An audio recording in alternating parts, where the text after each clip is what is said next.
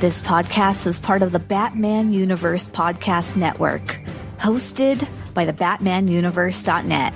Check out everything related to Batman and the entire Bat family at the BatmanUniverse.net, including news and original content related to comics, movies, television, merchandise, video games, and more. Also, check out some of the other unique podcasts that TBU has to offer. Consider supporting this podcast by becoming a patron on Patreon. Even $1 can go a long way in supporting this content that you enjoy. Look for a link over at the BatmanUniverse.net to offer your support now. And now, on with the show. Hi, this is Jim Lee, and you're listening to the Batman Universe Comic Podcast. Hi, I'm Dan Jurgens, and you're listening to the Batman Universe. Hey, this is Scott Snyder, and you're listening to the Batman Universe Comic Podcast.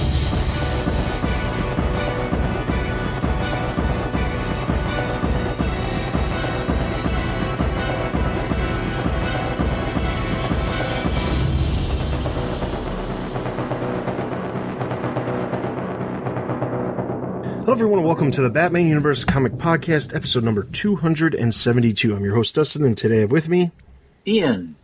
And we are bringing you the latest comic news and comic reviews from the weeks of April 14th through April 27th. We have a total of 2 books to cover, tad bit of news, and if time permits, we've got a bunch of smaller discussion points that I'd like to discuss.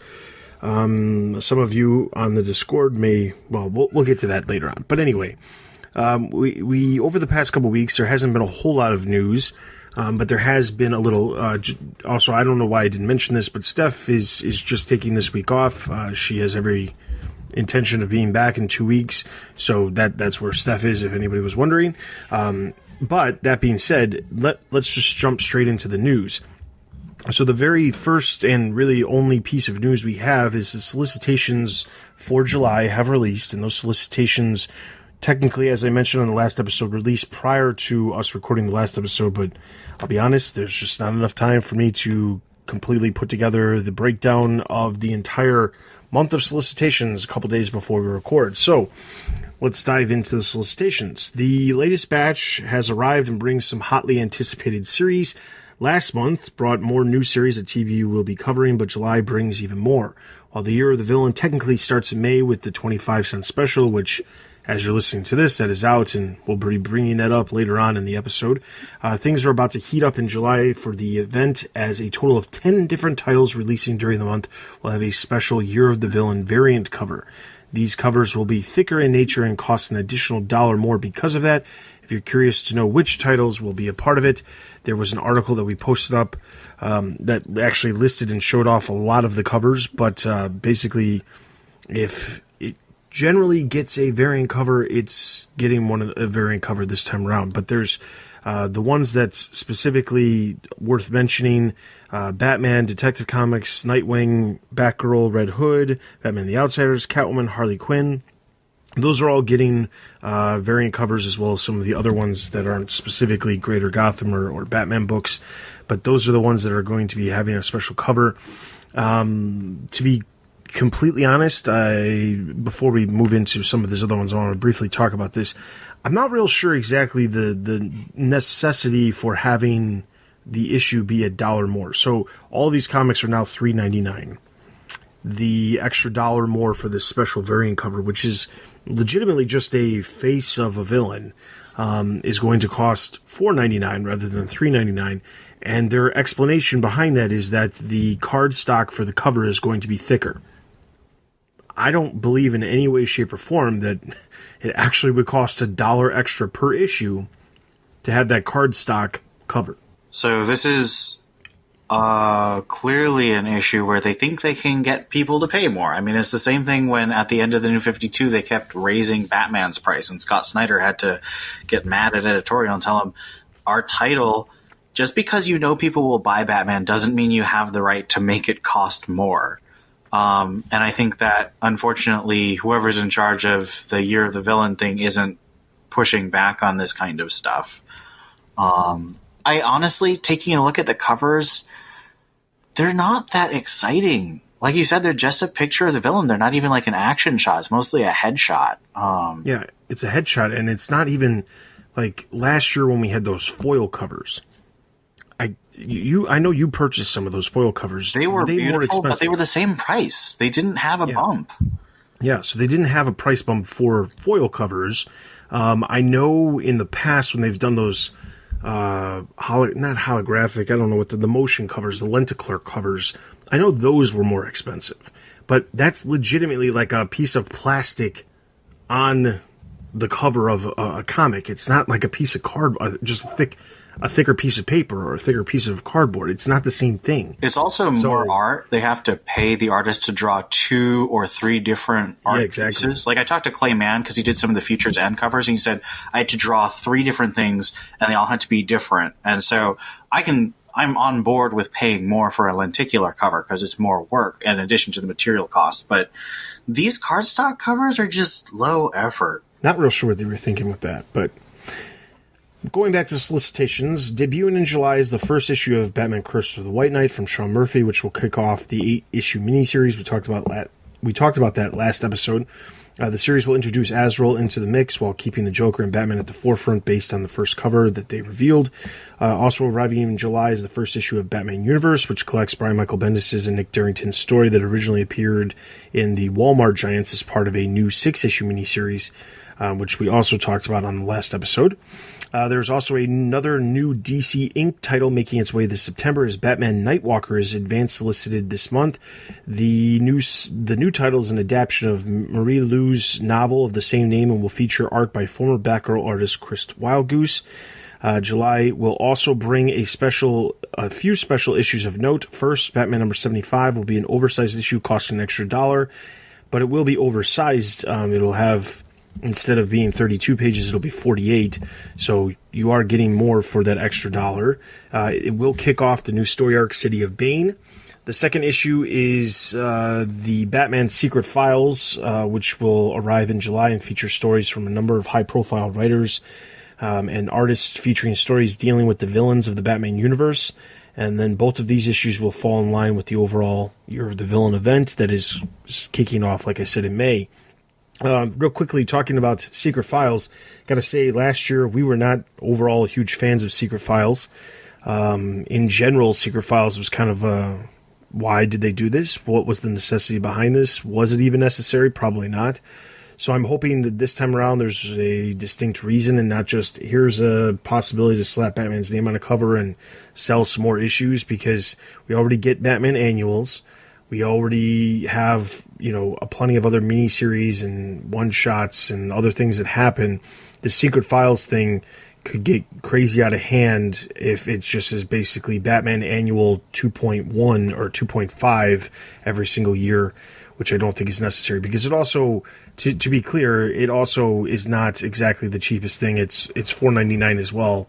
And while this year's lineup of creators, Andy Kubert, Tim Seeley, Steve Orlando, Margaret Scott, Colin Kelly, and Jackson Lansing, they're all doing the stories. So there's at least 5 stories, as part of this.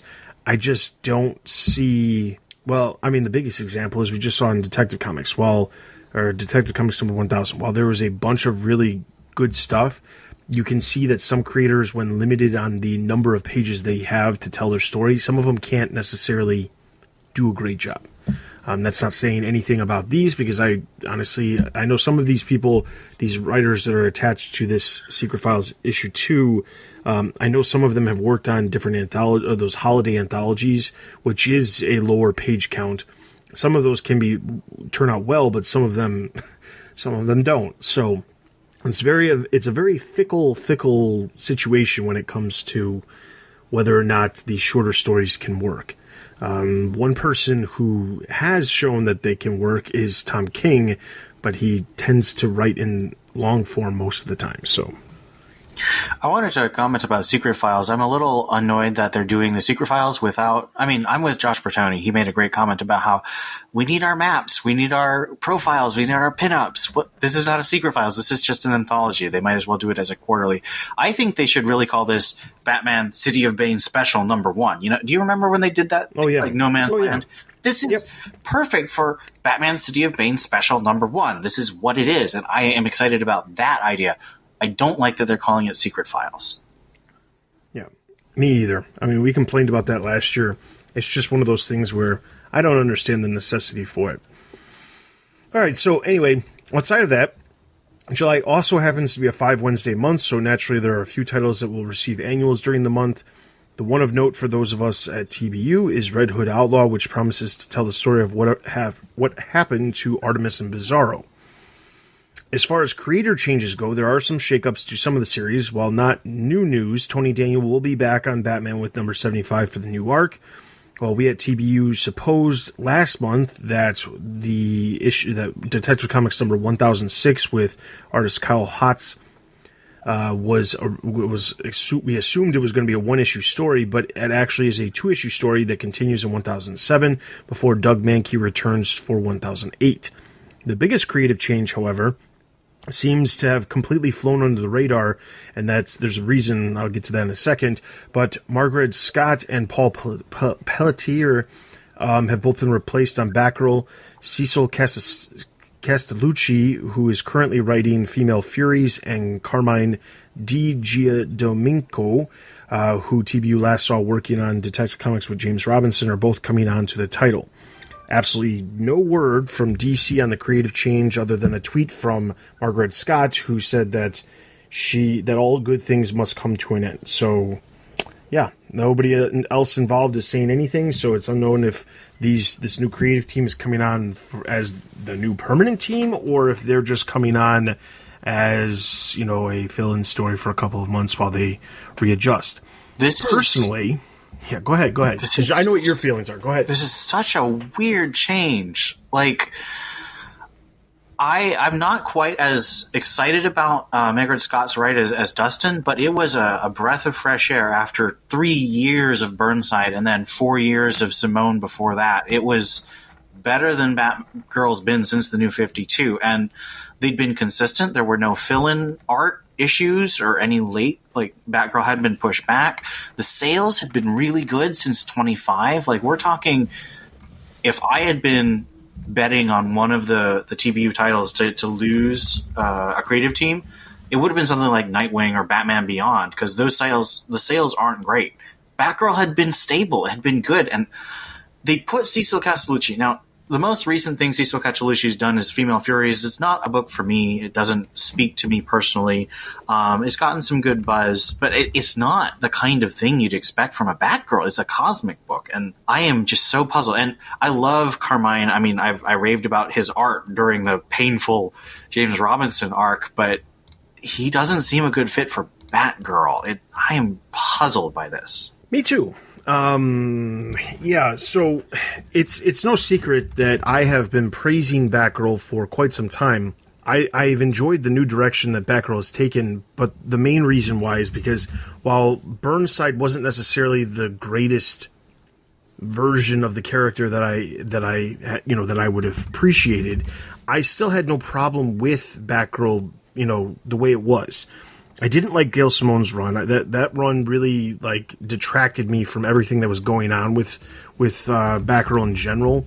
But the biggest thing that I had a problem with is that it just didn't feel like anything was actually happening. It just felt like it was floating. Since the beginning of Rebirth, it was just like, well, we're continuing some of the stuff from Rebirth, but not everything, and it's not really that big of a deal when it comes to anything of importance. And that concerns me because, quite honestly, there's no real reason that it needed to be like that. It was happening because the creators that were involved on the title didn't have really anything unique to tell about the story that was interesting, at least to me.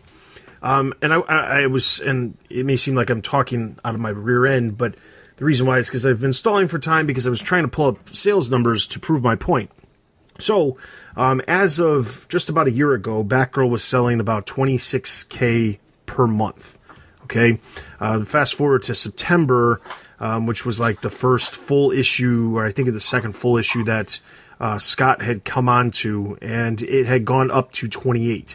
In October, it was 37, which seems extremely high for some reason, but I'm not exactly the foil cover. That was okay. That was a foil cover, and then after that, it was 35 in November. December, we didn't have an issue, but then it was 33 and 31 for the next two issues. February was 29. So I think ultimately it went up and it went up high, and it's been slowly going down, but it's still higher than it was prior to Scott coming on the book. So I think DC might be looking at this situation as, well, let's change things up before before it gets to that point that it was prior to Scott taking over the book. I honestly don't know.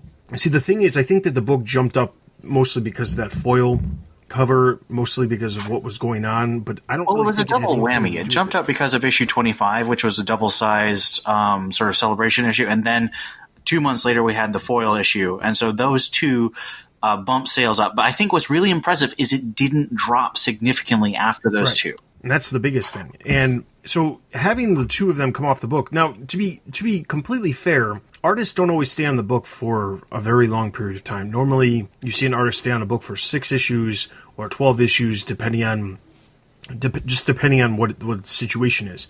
But like Bernard Chang is a perfect example of it. The guy's been all over the place, but he doesn't stay on a book for an extremely long period of time. I've seen some artists on a book for 12 months and then they immediately go on to another book the next month because they just change up to a different book.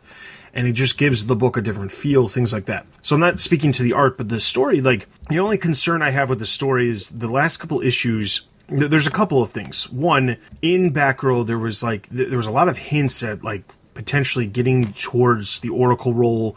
There was a lot of hints about dealing with her spinal implant that got her out of the wheelchair. There was a lot of hints at the beginning of Scott's run to that, and that stuff's kind of taken a back seat, and it hasn't really appeared or been even mentioned that recently. And I'm wondering if maybe that was something that she had intended to follow up on, intended to do a lot more. We just actually started a story this past month with her dealing with the Terrible Trio, which ties into the last story arc, but not in a way that makes a whole lot of sense. Jerry reviewed the book, and when he reviewed the book, he said that the characterization of Barbara for the last couple of issues has been very off, and he's not exactly sure why this is happening, unless it's story-driven, and there's a reason for it that will be revealed in the future.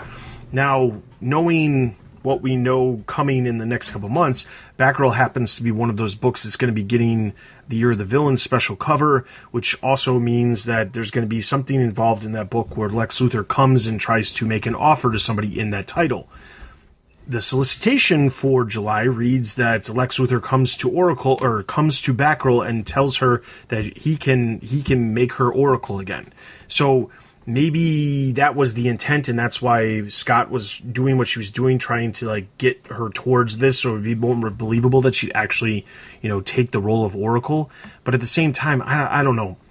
It's very strange. It's very strange because DC tends to make a bigger deal when there's a new creative team coming onto a book, especially a permanent team, and they're not doing that with Castellucci at this point. So I'm not real sure exactly what's going on. And Scott's kind of quiet. I did look through some of her tweets, and she has also been wrapping up some other work, some TV work that she's been doing, obviously outside of comics. So maybe she's just looking for some time off, and this just happened to fall in line with what DC was looking to do at the same time. I don't know, but this one is the one that like is kind of mind-boggling to me because it doesn't make a lot of sense because the book has been good. Could it be better? Sure, but I feel like maybe something behind the scenes is holding it down because of some events that are coming up that could impact what's going on. Also, what happens based off of this Year of the Villain stuff could have impacted the character, and that wasn't something Scott wanted to do, so that's possible too. All right, so with that, if you head over the site, there is an article. It is called DC Comics TBU Solicitations Breakdown for July 2019. All the details that I just talked about, as well as the full list of all the solicitations that are coming, all the books that are coming in July that we specifically review on the site are on this list, as well as a cover gallery of a select covers. Honestly, my favorite cover of the group was Batman number 74. Some really good stuff there. So check that out if you haven't already. With that, we're going to jump straight into our comic book reviews, and the first one we have is Batman.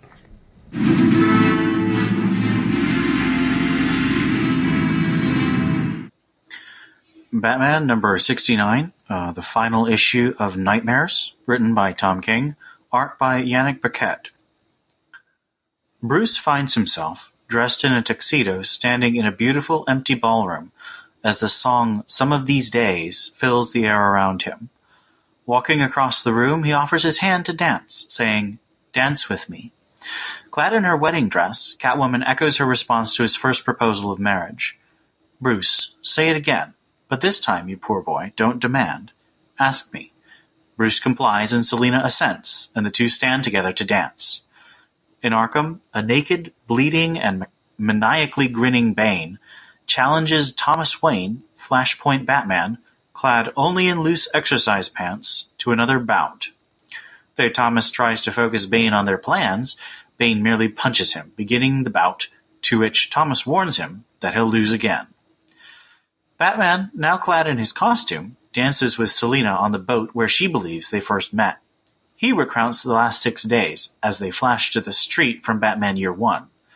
He explains that he has a backup plan for dealing with Scarecrow toxins, and remembers Thomas attacking him in the cave. As Batman and Catwoman dance through the streets paved with music, she clad in her purple costume with the yellow cape, he recalls that the last thing his father told him was "Don't be Batman."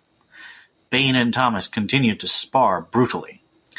Batman and Catwoman, now in a pet store, dance over dozens of cats as Batman works out that Bane and his father want to stop him from being Batman. Thomas beats Bane to the ground, using all of Bruce's normal catchphrases like "I'm the Dark Knight." He claims Bane has never beaten the true Batman, as Bruce is just a broken little boy at heart.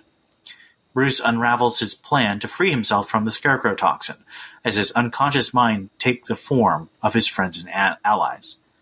As Thomas walks away, Bane grabs his ankle and throws him to the ground, then pins him and roars his own name. In the nightmare, Batman realizes that too much fear can overpower the toxin, causing enough adrenaline release to escape. But to find his greatest fear, he needs to know the real reason Catwoman left him. So he stands on the rooftop in the rain before her and asks, why? As Bane starts to choke Thomas, Flashpoint Batman pulls a pistol from his pocket and thrusts it under Bane's chin. Bane realizes that unlike Bruce, Thomas cheats, to which Thomas responds that he wins. In the Batcave, Batman and Catwoman continue to dance as she explains why she left. She claims that his vow to be Batman prevents him from truly loving anyone. Clad in her wedding dress again, after progressing through a history of her costumes, Selina walks away with tears in her eyes, telling Bruce, it's time to wake up. So, we're done with Nightmares. What do you think of this issue, and how does it wrap up these 7 issues for you? I think this singular issue is pretty good. I didn't have a whole lot of issues with this. It slightly explains a couple of things, but nothing super major. The one thing that I guess that I was most interested in was how we're going to get Bruce to wake up. And while that was kind of delved into, it not completely. Quite honestly, I'm more thrilled. I'm probably going to give this a higher rating because I'm content and happy that the Nightmares are over, because I felt like they've gone on too long. It doesn't help that the Flash crossover was kind of in the middle of it, but I just also terrible. I just feel like this. Yeah, and I just feel like this has been going on for too long. And while I am interested in seeing City of Bane and where the entire Tom King saga goes, I really feel like let's just get moving here. Like, this is not like there's not enough going on in between the main things. Like, we had the wedding that didn't happen. We had a really good story with the Mr. Freeze trial that had really nothing to do with anything else, at least to this point. I'm sure it ties in some way to the overall Tom King storyline, but there's not a lot that's been going on in between the big events. You had the proposal, you had the wedding, there's some smaller moments that are really good in between here and there, but there's a lot of stuff that just feels like it's just here and it's just happening, and I just want to get moving on. I just, like, I don't want to sit here and say that, like, Tom King is, he's worn out his welcome in the Batman universe, because I don't think that's the case, and I think that stuff that is coming up soon is going to be really good. I just feel like this, and I've said this before, this desire to get to 100 issues seems so ridiculous when you look at it from the larger scheme of what we're getting in between these big, huge plot points that, by the way, are spread out a year apart. So that's my only problem, is like stuff doesn't seem to really be happening on a consistent basis. So Nightmares, glad it's over, glad to be moving forward.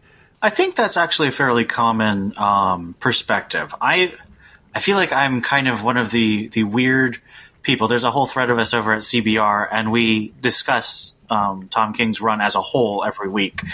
And I have loved the Nightmares. And that's not to say I didn't like what was going on before, and I'm super excited about City of Bane. I think The Fall and the Fallen is really an exciting lead-in to City of Bane, and we just got some teaser art from King with the whole Bat family. And I was at Awesome Con this weekend, and he said that, yeah, it's sort of this parallel to Bane with all his villains. The whole Bat family is going to help and fight Bane. So that's really exciting. But to me, we had the wedding that didn't happen, and I was really upset. So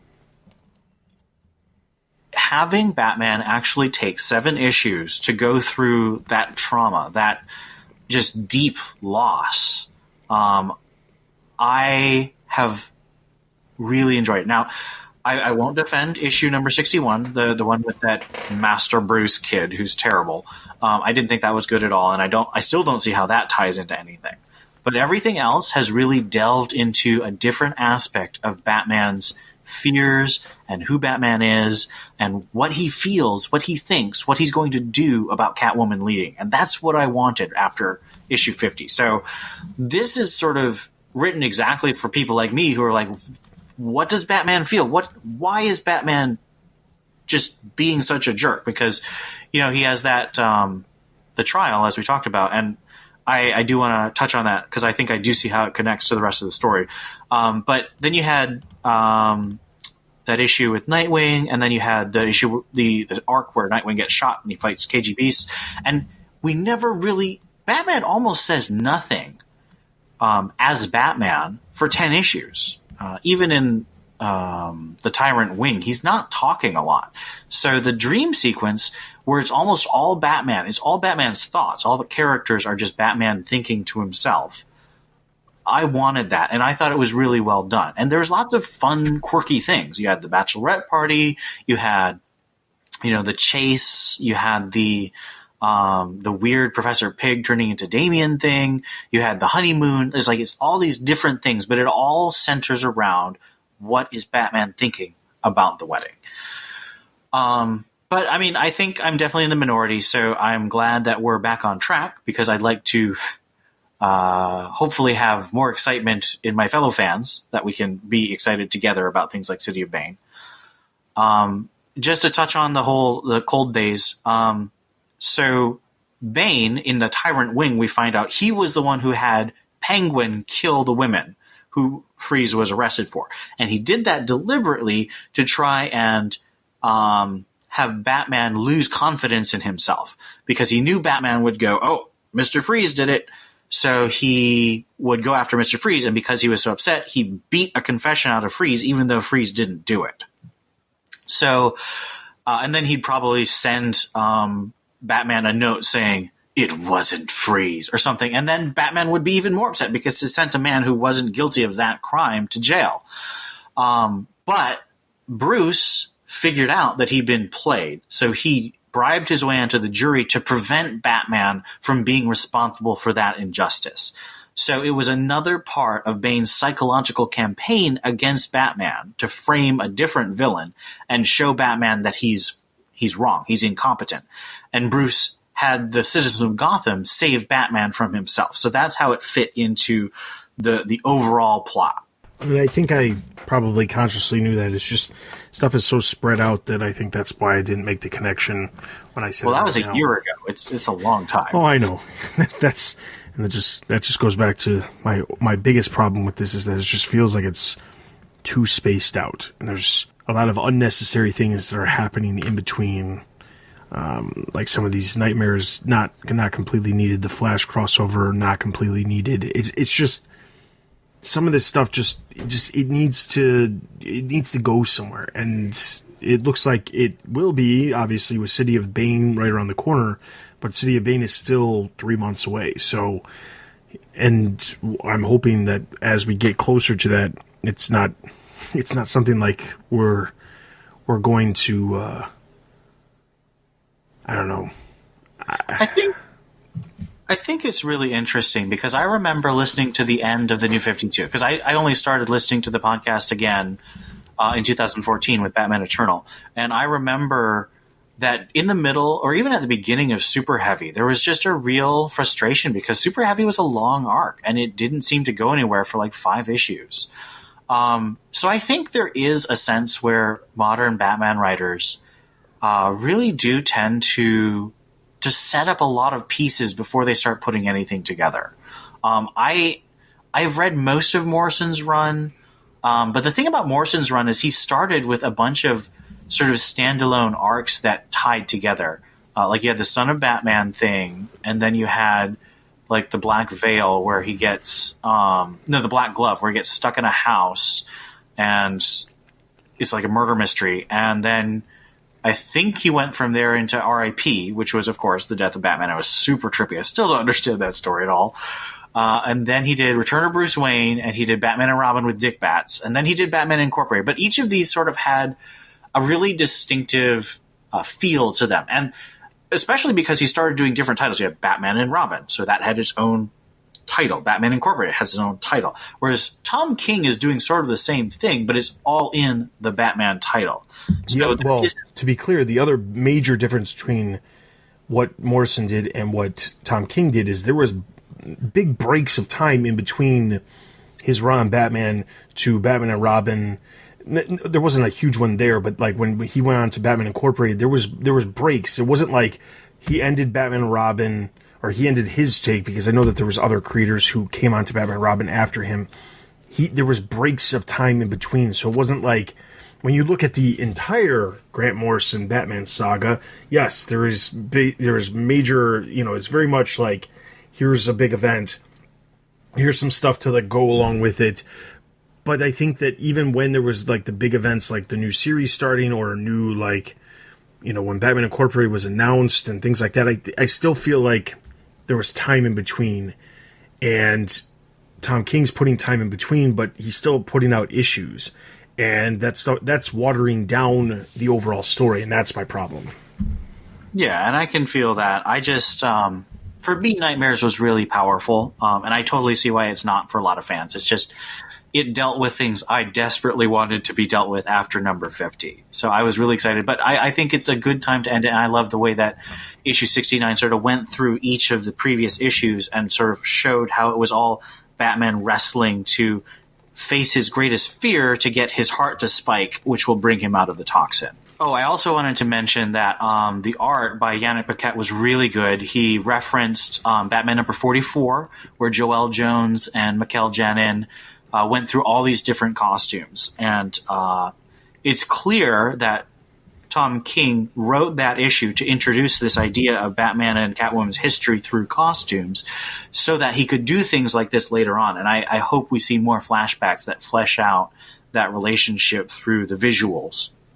And he also references the annual where Batman and Catwoman are on the roof in the rain, and Batman says, why? And then a couple issues ago, you had Catwoman and Batman on the roof, and that was drawn by Jorge Fornes, and it also had Catwoman this time saying why. And this time, again, it has Batman talking to Catwoman on the roof in the rain saying why. And it's just these repeated images.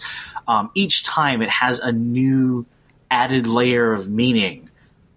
And I think it's a very poetic effect, and I'm really looking forward to that kind of thing. It's why I think that the whole boat and street debate between Batman and Catwoman is so important, because it keeps coming up. I agree. The art was great, and there's definitely something to them having different versions of their first meeting and things like that. That is definitely something that's going to come up at some point. And I wonder if the reason why it's lasted as long as it has is because of something to do with Doomsday Clock. That's literally my only thought as to why it keeps coming up, is maybe it was originally meant to be something that was supposed to be revealed way before now, but it hasn't been yet. So And I only say Doomsday Clock because it's one of the few books out there that is potentially going to change things when it eventually wraps up. If it actually does change anything, because with the series being as delayed as it has been, it's pretty impossible to sit here and say that it will actually have any effect on the DC Universe, because at this point, they're not even really doing a whole lot of press for each issue as they come out. They're just kind of releasing the issues whenever they get around to it. So, well, and hilariously, James Tynion and Scott Snyder and Brian Michael Bendis are all doing their own things to get around the fact that Doomsday Clock was supposed to give us some of the continuity from before Flashpoint back, but instead they're using their own mechanisms to do that because Doomsday Clock failed. Yep, which is so sad, but... I mean, I'm not really sad, but I am frustrated. Well, I'm sad because I had high hopes, because I think the biggest reason... It's not so much about the Doomsday Clock. I mean, because to be clear, Doomsday Clock was 12 issues. Did it need to be 12 issues? At this point, it's unsure. We've gotten 10 of the 12 issues, and I still feel like 10, by the time we got to issue 10, we're finally getting some answers. We're finally seeing something actually happening. There's a lot of build up to this. It would have worked well if it was released as a graphic novel, but as single issues, it was moving at a snail's pace in the very beginning, and the delays didn't help the series in any way, shape, or form. So it's upsetting, because Rebirth, DC Universe Rebirth Special number 1 was really, really good. You have a lot of really good hope of what could come in the future, and Doomsday Clock came eventually, but then still had massive issues with actually releasing on time, and now who's to say it's ever going to actually matter? I mean, there's already clear problems, which is they've said that Doomsday Clock will, by the time Doomsday Clock ends, all the other books, and to be clear, they said this before Doomsday Clock launched, so it could have completely changed by now, because by the time Doomsday Clock ends, it could be 2 years after it started, even though it was only a 12-issue series. But the thing is, they made this big deal about, by the time Doomsday Clock ends, it's going to link up with the current DC Universe and continuity, and it'll explain some of the things that have happened, and blah, blah, blah. And every time an issue comes out, I'm like looking at it and trying to think, okay, so how can this possibly match with that? No, it can't, because it just doesn't. I mean, the biggest thing is the Batsuit. The Batsuit is not going to go back to that version of the Batsuit that they were using at the beginning. It's not going to go back to that version of the Batsuit that they were using at the beginning of Doomsday Clock. So, yeah, that's why I'm disappointed. But here's hoping that even if Doomsday Clock ultimately fails, the idea of what Jeff Johns was trying to get across with DC Universe Rebirth doesn't ultimately fail in the future. So, all right, so with that, Batman, I'm going to give a total of 4 out of 5. I believe I closed it. What did I give it? Did I give 4 or 4.5? You gave it 4.5. 4.5 out of 5. I really loved it, obviously. So 4.5 out of 5. Excellent issue. All right, so that's going to give Batman a total of 4 out of 5 Batarangs. Let's move into our next book, Detective Comics.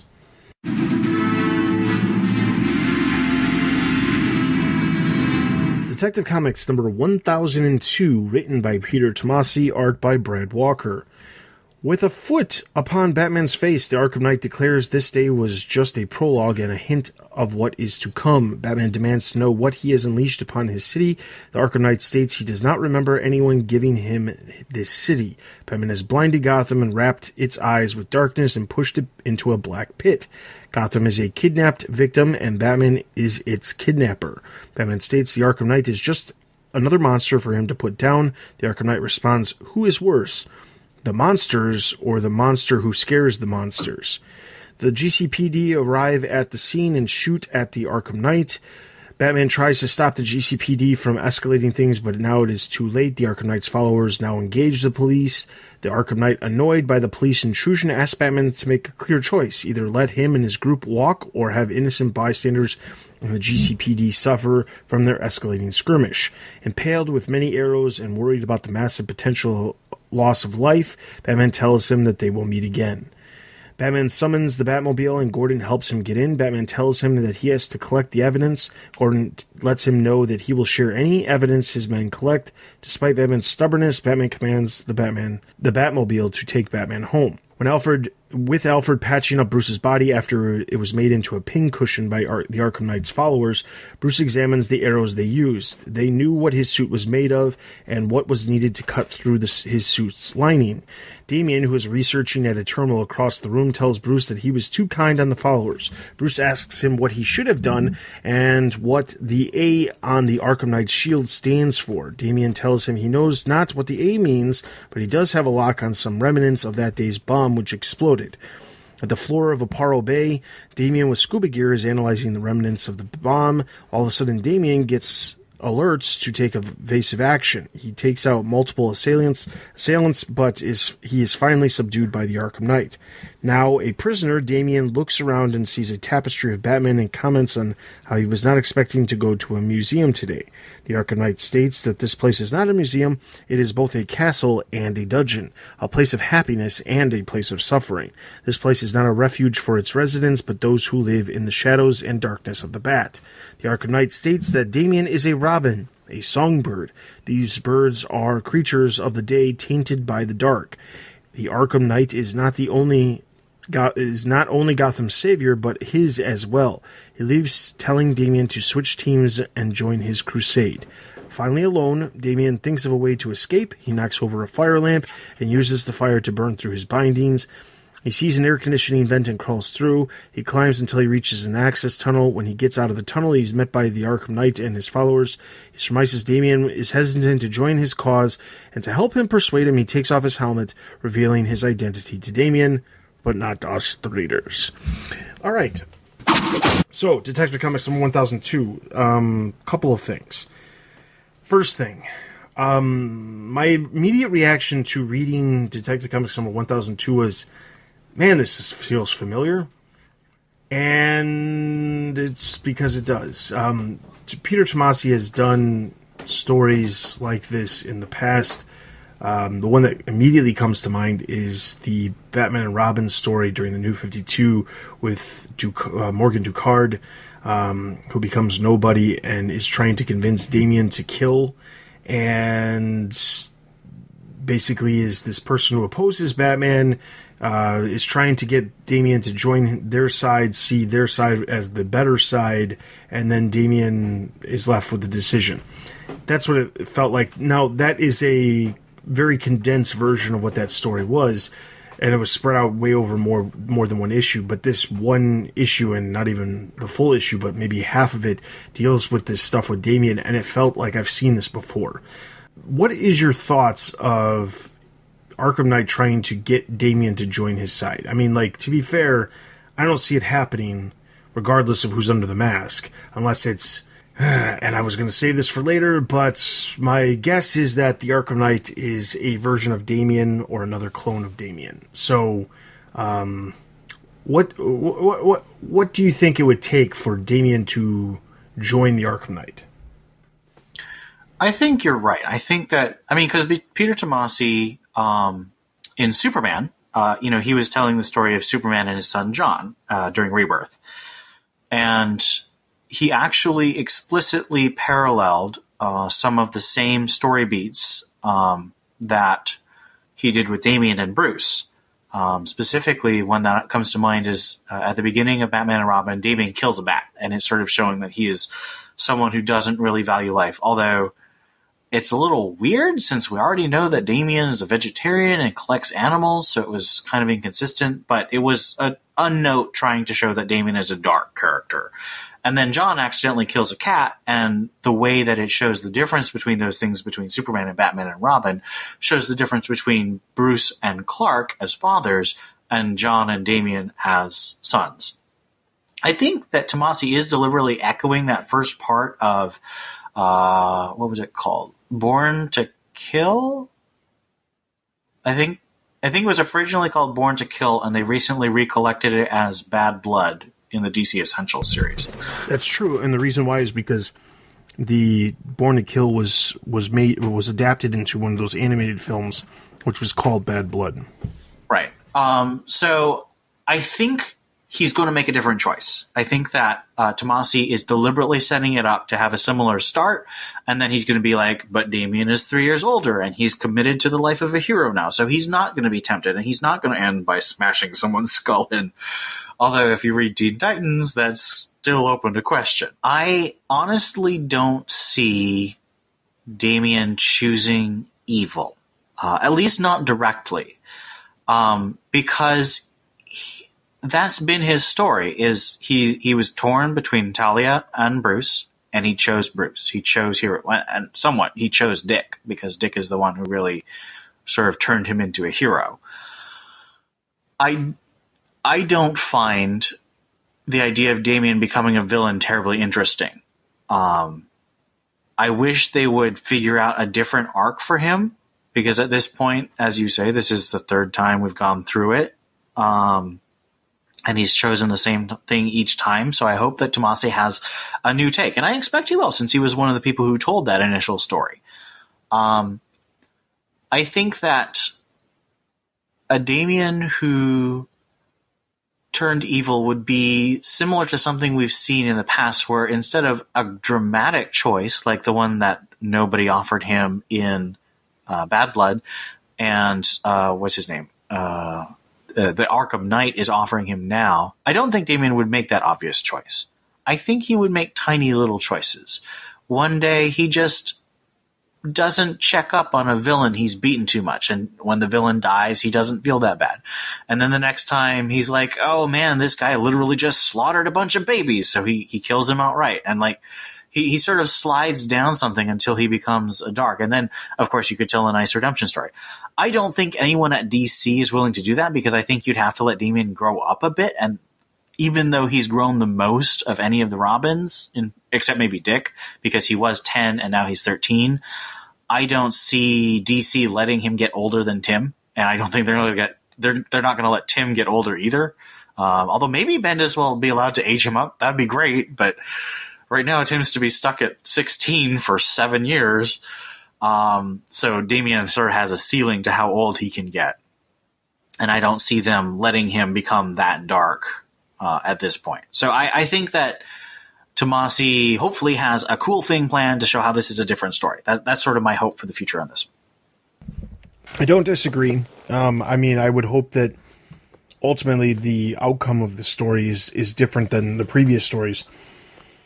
The only thing that I can imagine is that he uses these moments to show growth of the character, which is perfectly fine, and if that's what we get, that's fine. Obviously, it's very difficult to review a single issue and know exactly what the overall plan of the arc and the entire story is without reading the entire story. If this was collected in trade with all 5 issues that are going to be collected, then it would make a little bit more sense, and we would know a little bit more. And this is part of the reason why I find it so difficult to review single issues, is because like it's like reviewing a chapter of a book. It's very difficult to do. But anyway, next thing I want to talk about is I think now is a good time to kind of hypothesize of who exactly is underneath the mask. As I said before, I'm starting to think there's a couple of things that are said throughout the issue. You know, they know exactly what Batman's suit is made out of, so they knew exactly how to use or which arrows to use to be able to pierce his bat suit, which has multiple layers of fabric that allows him to be a little bit more immune to things like that normally. So they know exactly what his stuff is made out of. So they're showing that the Arkham Knight, or at least the organization, or an organization that is behind the Arkham Knight, knows things about Batman that maybe the common criminal doesn't know. So he's got some sort of connection to knowing things about Batman already. The fact that on the final page, the character takes off the mask and he thinks that revealing himself to Damien is going to convince him to join leads me to believe it's maybe another Damien clone. And I say that because I can't see who else could convince Damien to potentially join if it wasn't Damien himself, just an older version of himself. Unless it maybe was like a clone of Dick or something like that. But it's not going to be anybody who actually exists in this universe. It'd have to either be a clone or an alternate universe version of the character or something like that. And I feel like clone makes the most sense without going into the other worlds, universe versions of characters. But I think that a version of Damien would make the most sense. Like, we already know that Heretic was a version of Damien, just older and bigger and, like that. So he was one of the test tube babies too. So it's one of those things where I wonder if this is just that, and then somehow Arkham Knight ties into Talia al Ghul's ultimate plan. Although I don't know how this connects, to the larger scheme of things, because there's all kinds of things going on with Talia al Ghul, and we know that Ra's al Ghul is going to be popping up in Batman and the Outsiders. So it's hard to know exactly how this could all play in if it is that. So, but then again, we've seen plenty of stories that don't tie in any way, shape, or form to anything else going on. So, your thoughts on who you think might be behind the mask? I mean, my theory was originally an alternate universe Bruce. Or Jason. I think that given that Batman Who Laughs is all about alternate universe Bruces, and I think I heard that Event Leviathan is going to play with Jason possibly being a traitor. I think that a clone Damien actually makes the most sense. It also fits well with this issue really focusing on Damien's perspective. I think another Heretic, who is a clone of Damien, is the thing that makes most sense. I'm not sure why he would be called Arkham Knight in that case. I mean, maybe he's bringing back a long-lost cousin of Jeremiah Arkham, but I don't know why Damien would care about that. I mean, I don't know why it would be called Arkham Knight either, other than just that name existed in obviously the alternate universes that exist within the comics and video games and media and things like that. And that'd be the only thing I could think of. Because they did say, initially when they said, well, Arkham Knight's going to make his first appearance in main continuity, they did say it's not going to be Jason Todd the way it was in the game. This is not the same character as, the character in the games. So it could just be somebody who has this name. We also know that while the Arkham Knight in the video games dealt with, he had essentially his followers or minions or whatever you want to call them. It wasn't exactly the same as this either. So that's where I'm at. I'm thinking probably clone Damien. And I think we're going to find out soon, because this story arc is not very long. While the Arkham Knight is planned to, pop back up at some point after this first story arc, because Tomasi has said that, I just don't see us not finding out who Arkham Knight is before the end of this issue, the end of the story, and we only got 3 issues left. And sometimes things can be held to the very last moment, and then kind of left on a cliffhanger for a future story. The fact that Damien's not going to go missing for the next X amount of issues, while Bruce doesn't have any idea who's under the mask. So as soon as Damien gets back with Bruce, you would assume that he would find out, and probably even before that. So I would assume that we're going to find out in the next issue, which also falls in line with some of the other recent reveals of way stories kind of go, where you get this character you don't know anything about. Halfway through the story, you find out a ton of information, and then you figure out whether or not they have a real impact or not, and then the story ends.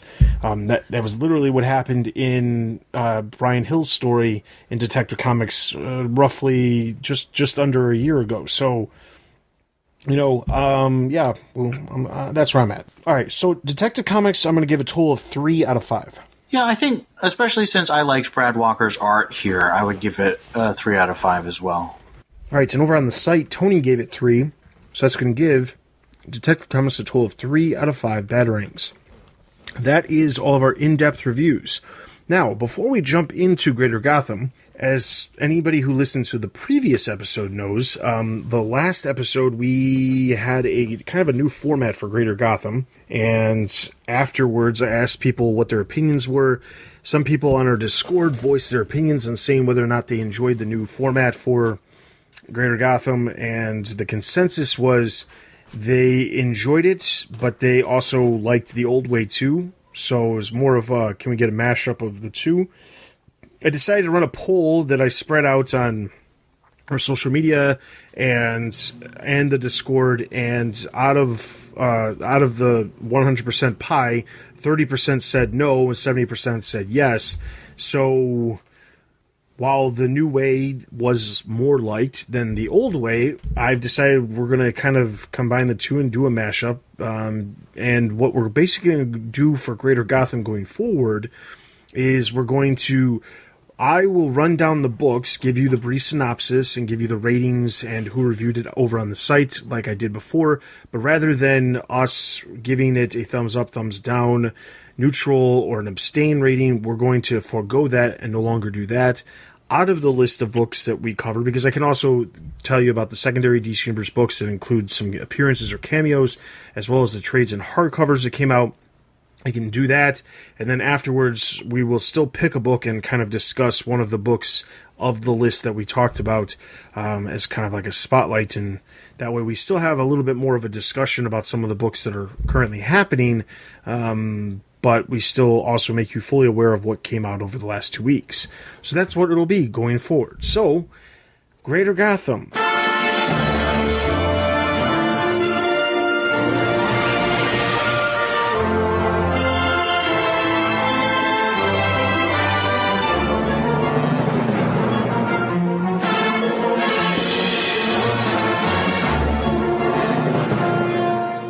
Welcome to the new format, and the format for the foreseeable future. Starting off with books that released on April 17th. Main TBU books included Batman number 69, which we already talked about.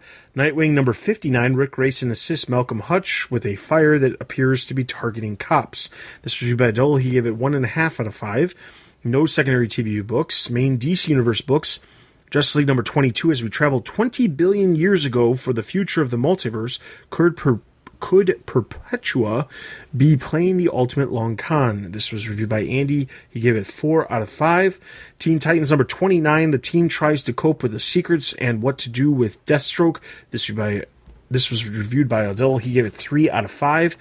Secondary DC Universe books included Electric Warriors number 2. Ra's al Ghul makes a brief appearance in the issue. Moving over to April 24th, we had Main TV Books, where we talked about Detective Comics number 1002.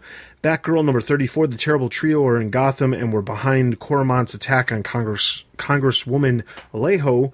Since they haven't given up on controlling Gotham yet, can Batgirl stop them? This was reviewed by Jerry. He gave it 2.5 out of 5. Secondary TBU books, Batman Beyond number 31. While Terry investigates a series of illegal tech advances, he comes face to face with a new villain. Bruce, meanwhile, appears to be different since his last visit to Arkham. This is by Bill. He gave it 3.5 out of 5. Main DC Universe books, Heroes in Crisis number 8. The culprit of the Sanctuary murders confesses. This is by Dill. He gave it 3.5 out of 5. Secondary DC Universe books included Action Comics number 1010. Kate Kane is labeled as the current director of Spiral. The Flash number 69, the female version of Copperhead, appears in the issue. Justice League Dark number 10, Man-Bat appears in the issue. And then Silencer number 16, Talia al Ghul appears in the issue as well.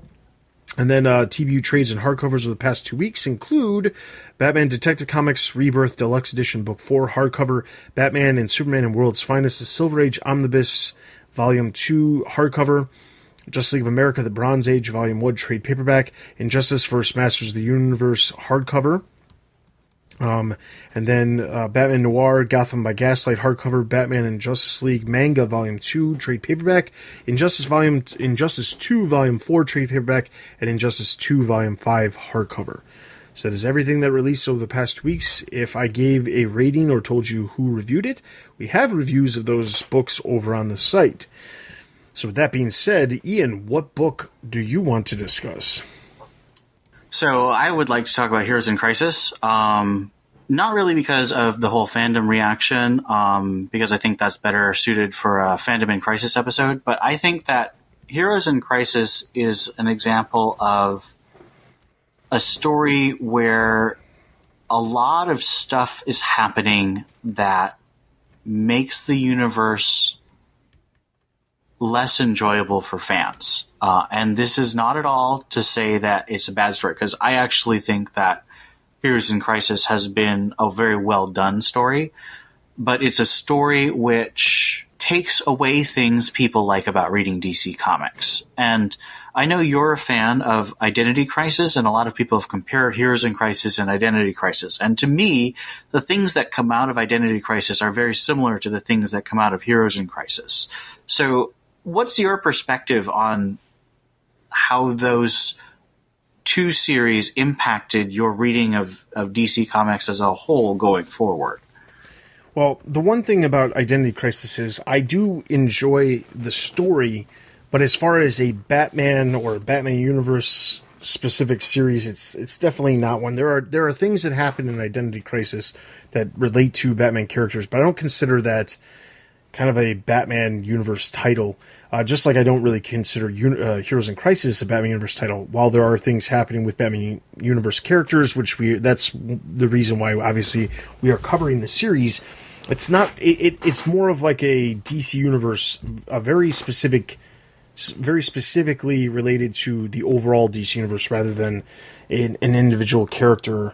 Although, to be fair, Heroes in Crisis, at least depending on who you ask, has a lot to do with Wally West and certain people at DC's dislike of the character or disdain for the character, however you may want to perceive that. But anyway, I think ultimately it comes down to like these series, they happen, and it gives the ability to have a lot of situations happen outside of something like you typically see. And I say that because a lot of comics, when you get a normal comic, you have this is a very, I don't even know that I want to say this because it broadly generalizes the way comics are, but a lot of comics, honestly, you get an issue, stuff happens, there's some action, there's maybe a little bit of character development, but most of the time there's not a whole lot that moves that character forward.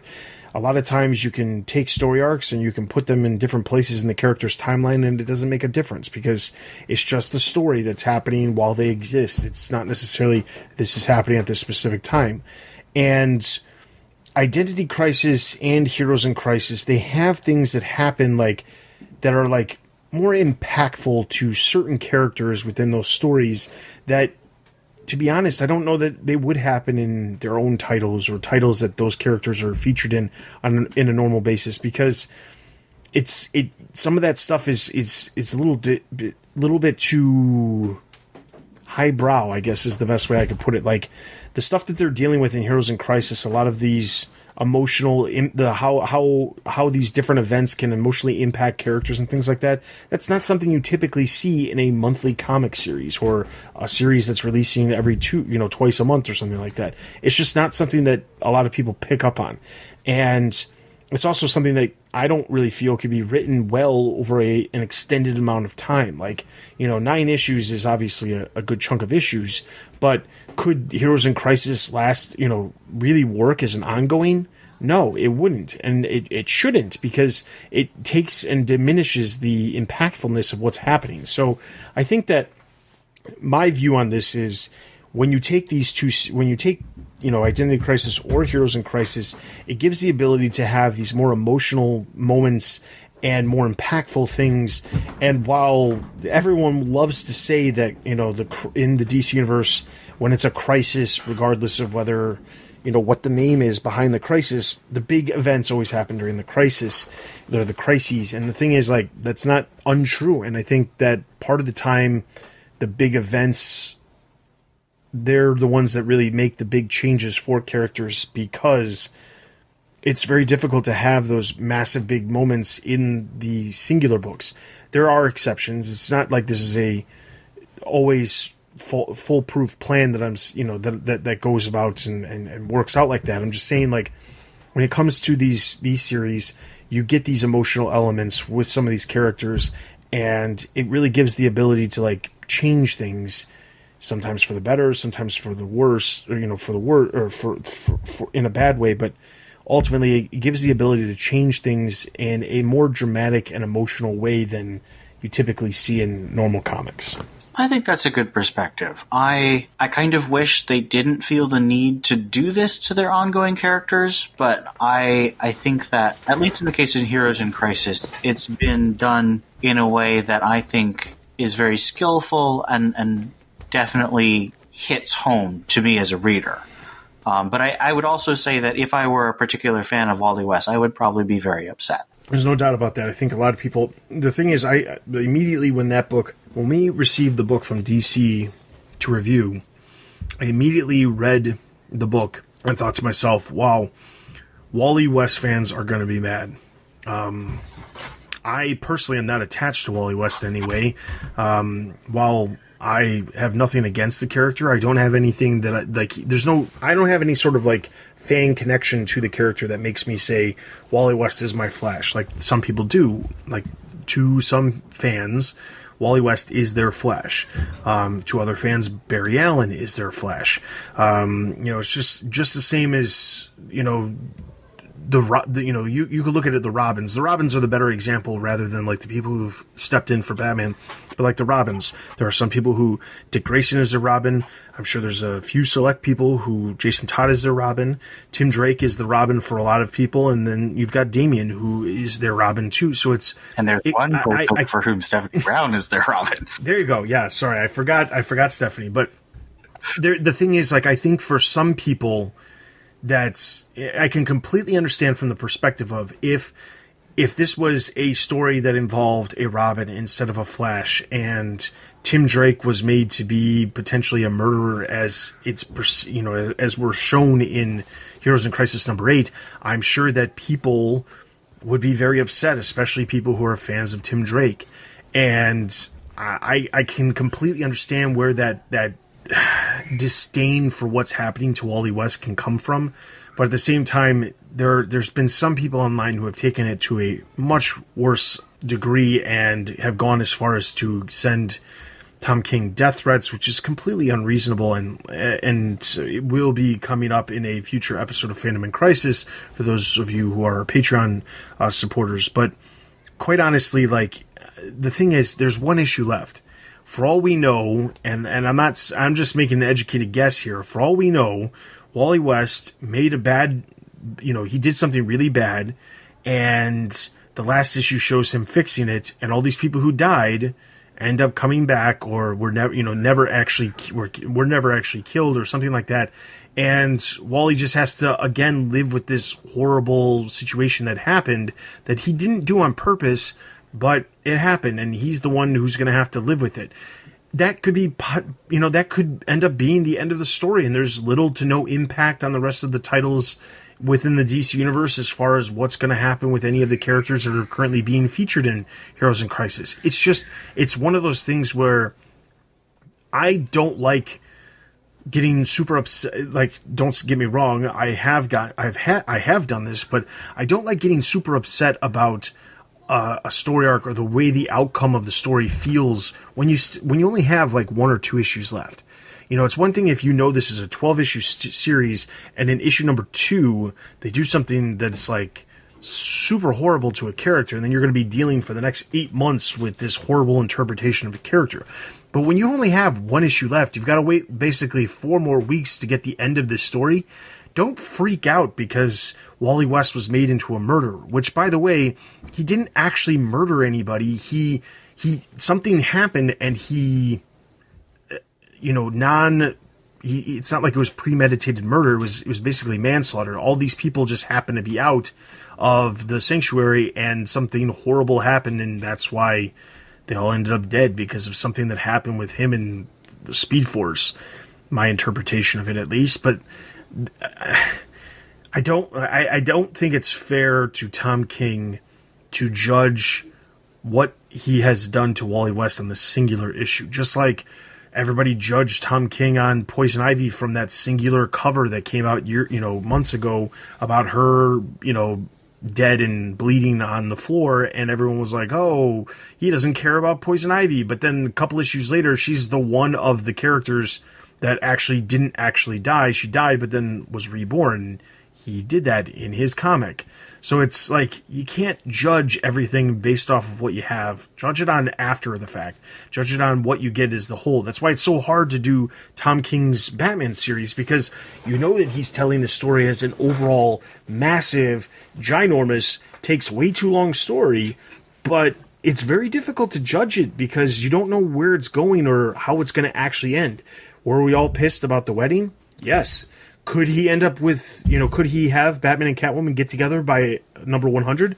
It's entirely possible. We have no idea. So while it's entirely easy to get upset in the moment, I just encourage people to just relax, take a breath, and say, at least you don't have to wait 2 more years to get to Batman number 100 when you're at Batman 50. So just remember, it's not that bad. It could be worse. I agree. And I think your interpretation of Heroes in Crisis is pretty solid. That's pretty much all I wanted to say about Heroes in Crisis. I think it's a worthwhile issue. It's beautifully illustrated by, I think it's Mitch Gerrits and Travis Moore this time. And I talked to Clayman at AwesomeCon this weekend, and he said that he drew all of issue 9. So I'm very excited to see that because he's been one of the best artists on the series. But Heroes in Crisis, it's a big thing. People are mad about it. And honestly, it could all become nothing next month. That's the biggest problem with the fandom in general, is that people get so upset about something now. I mean, like, literally, whenever you think of something big, a big announcement where a lot of people get upset, or a big reveal and a lot of people get upset, is it really as bad as everybody makes it out to be, like a couple months later when you kind of let it sit for a second and think about it? No. I mean, there were so many people who are upset about Ben Affleck becoming Batman, and then 2 years later, he's Batman, and everybody's pissed because the movie was bad, but Ben Affleck was the best part of it. It's like, just take a breath. Everybody just needs to take a breath and relax. That's all. All right, so my book that I want to discuss is Batgirl. It goes in line with what I was talking about earlier when we were talking about the creative change that's coming in July, that's seemingly out of nowhere, but there's a reason why I want to talk about this. So there's in the pages of Batgirl, there's been this overall storyline with Coromant, who was revealed to be this assassin who was supposed to be trying to kill the congresswoman that Babs was working for.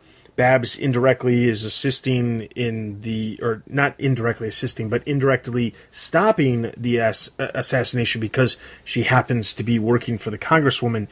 But it's revealed in this issue that the Terrible Trio is actually behind the potential assassination attempt, and their explanation is that the Terrible Trio has dealings within Blackgate Penitentiary, and because they have stuff tied up with that, Aleo is, their number one target because she wants to basically, whatever she's involved with when it comes to voting would affect Blackgate, and they're not liking that.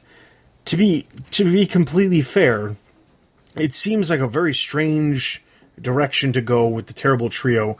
Not that I have anything necessarily against the Terrible Trio, although there's been different versions of the Terrible Trio over the years about the Terrible Trio being like just people who wear these masks that look like the animals, and they've, the people underneath the masks have changed. And then there's these other weird versions of the characters, which I don't necessarily agree with, which is they're actually humanoid what's the word? Anthropomorphic. The version of the animals, or like an animal that talks. Versions of the characters where it's actually like a humanoid fox, a humanoid vulture, a humanoid shark. I don't agree with that version because it is too... I know I'm saying this out loud, but it's too outside of left field for comics, specifically the Batman universe. I just don't think it works. Could it work? Maybe. I mean, let's be honest. We've had an Elmer Fudd story that somehow seems to have worked its way into normal continuity, but this just doesn't feel like the thing that makes sense. The way they're drawn in the book does not come across as a bunch of guys wearing masks that are animal related. It comes across as these are humanoid animals, and I'm not a huge fan of that. But that's not actually what I want to talk about. I was mentioning earlier that the characterization of Batgirl has been off for the past couple issues. This specific issue, she gets really upset with her dad in front of her boss while she's at work, which to me is completely unlike her. She's upset about the fact that her dad didn't tell her about James Jr. being released from prison while he's, that stuff's happening over in The Batman Who Laughs. But she's getting upset with him at work, or while she's at work, and despite having her boss and her father both tell her, this is not the time to be doing this, she doesn't care. She's ignoring them. There's a bunch of other stuff going on, like she's getting calls from her business saying that like bad stuff is happening with her business and that she needs to make some decisions, and she's ignoring those things. There's other situations where she tells her dad that she's moving out. She moves out. She supposedly moves out, has these movers bring all her stuff to her new apartment, but her check bounced at the apartment, and because her check bounced, all of her stuff is now just sitting in the lobby of the apartment building, and the doorman's pretty pissed about it. It's a very, there's a lot of very strange things happening with the character.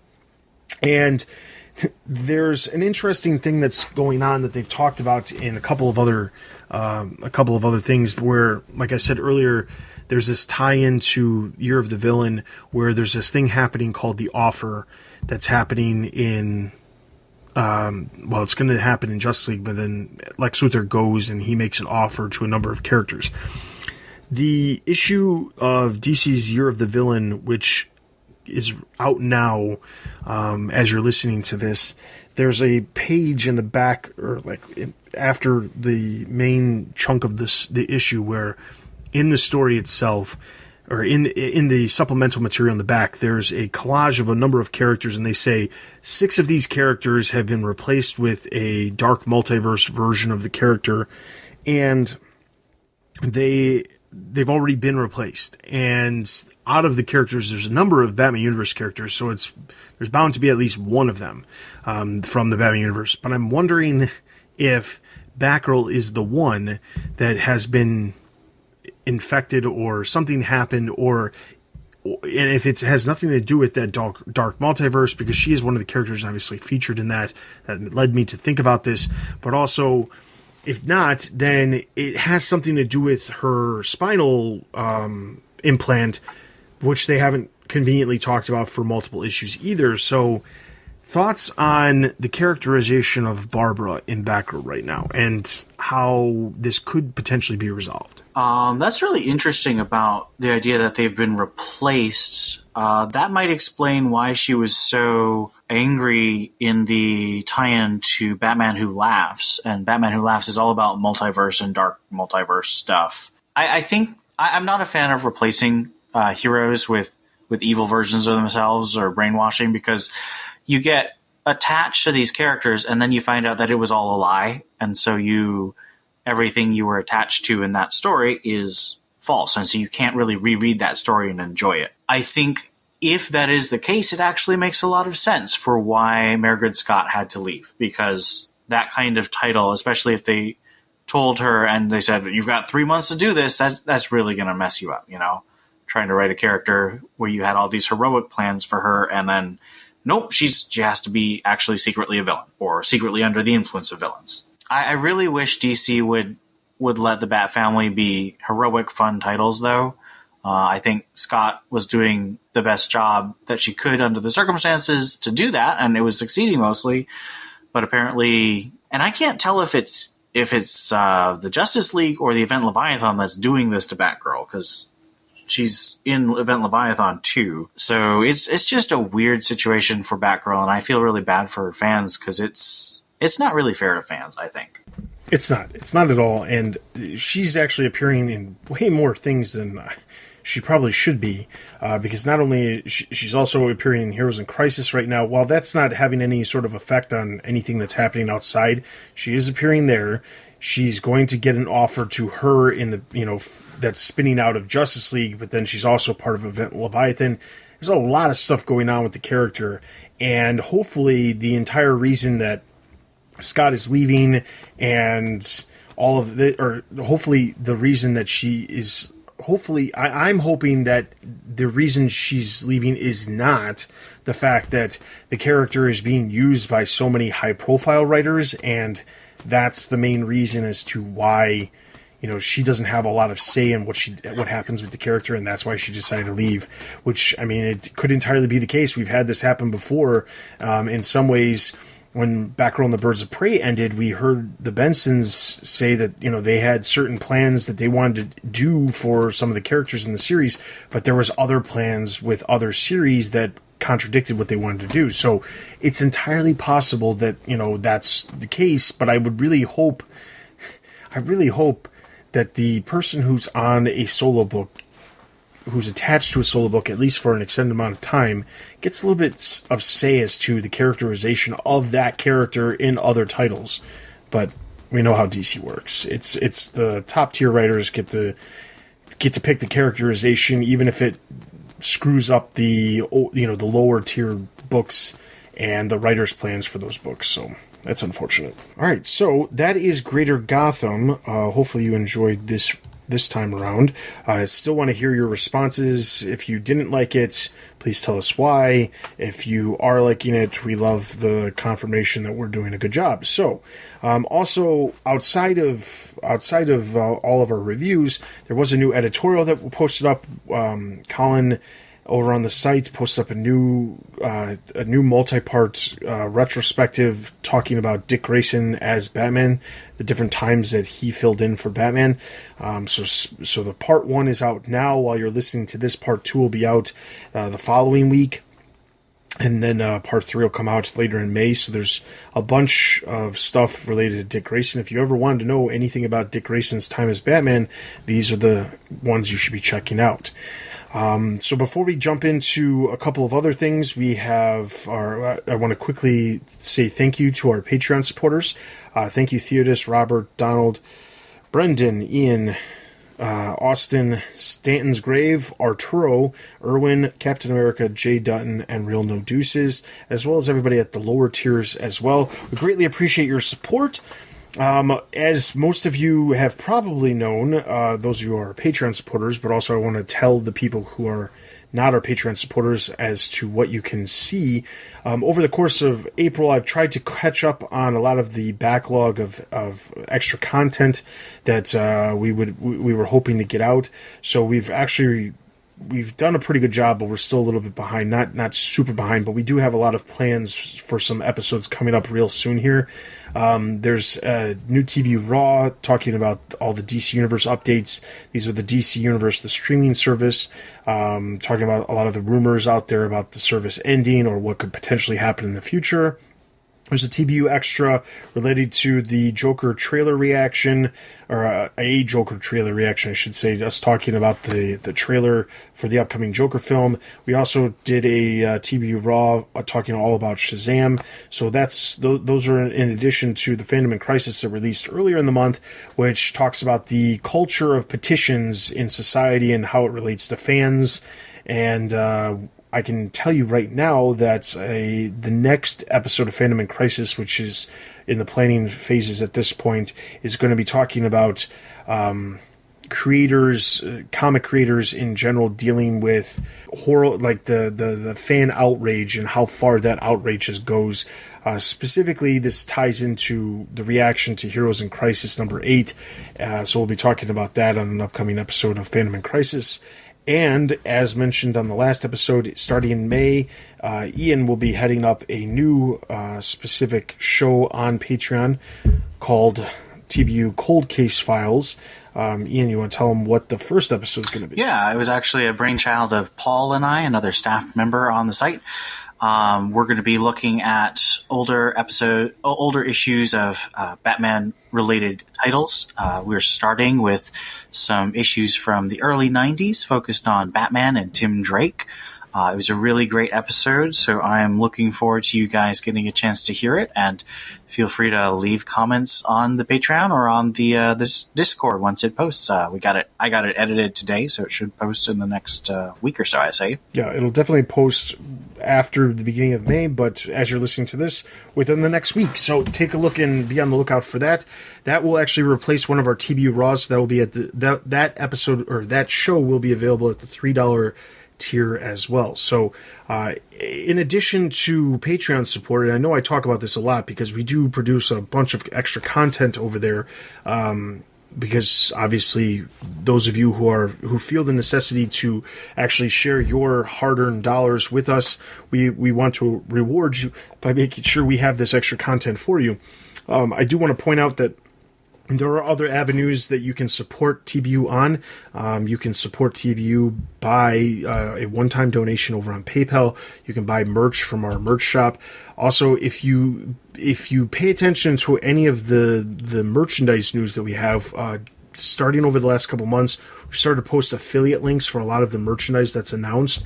So if you typically buy items from DC Collectibles or Funko or a variety of any of the other major collectible companies, and you see the news reported about these items on the site, generally we have an affiliate link that you can click and we earn a small percentage of that purchase, and that money goes directly back into the website to help the site grow even more. So we're trying to come up with different avenues of, getting more funds for the site so that we can potentially do an upgrade to the actual site itself to make it quicker and faster and more appealing to our fans. And then obviously we have a bunch of other content that we love to create as well. It's just a matter of getting to the level of the support that we need in order to produce that content, because the content is not necessarily free.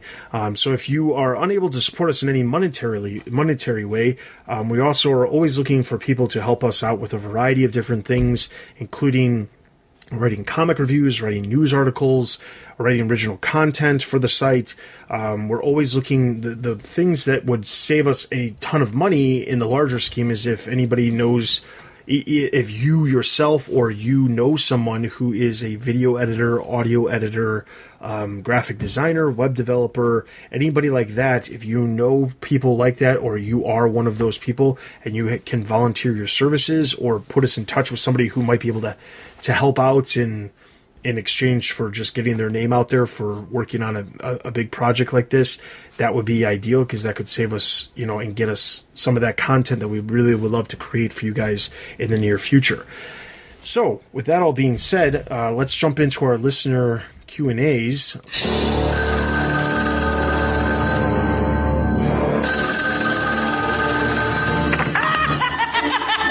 Boy, did you get a wrong number.